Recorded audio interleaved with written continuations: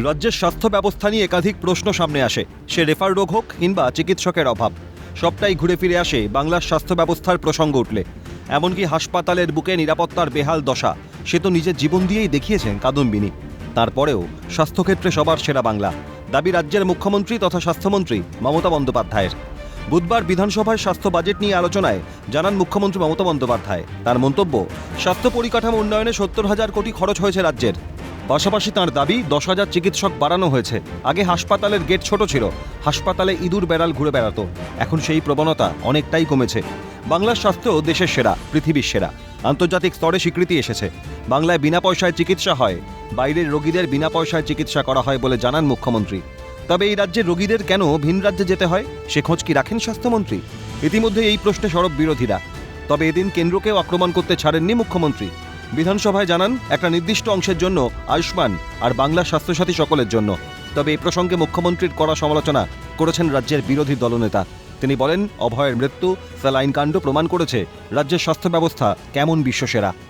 সেটা তো অভয়ের ঘটনায় প্রমাণ হয়ে গেছে, স্যালাইন কাণ্ডে প্রমাণ হয়ে গেছে। উনি কত বড় বিশ্বসেরা সবাই জানে।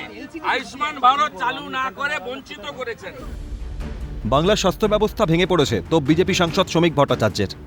উনি যেগুলো বলছেন এই কারণেই পশ্চিমবঙ্গে পরিবর্তন এসেছে এবং এগুলো যে থেকে উনি মুক্তি দিতে পারবেন মানুষকে, এটাই ছিল তার প্রতিশ্রুতি। আজকে জেলা হসপিটালের গেট তিনি বড় করেছেন, কেউ অস্বীকার করতে পারবে না।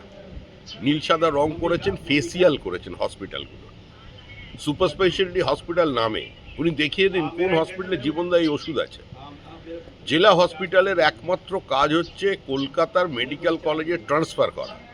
গোটা স্বাস্থ্য ব্যবস্থা পশ্চিমবঙ্গে ভেঙে পড়েছে। কালকে একজন বক্তা বললেন যে পশ্চিমবঙ্গের মডেল সারা দেশে গ্রহণ করা উচিত।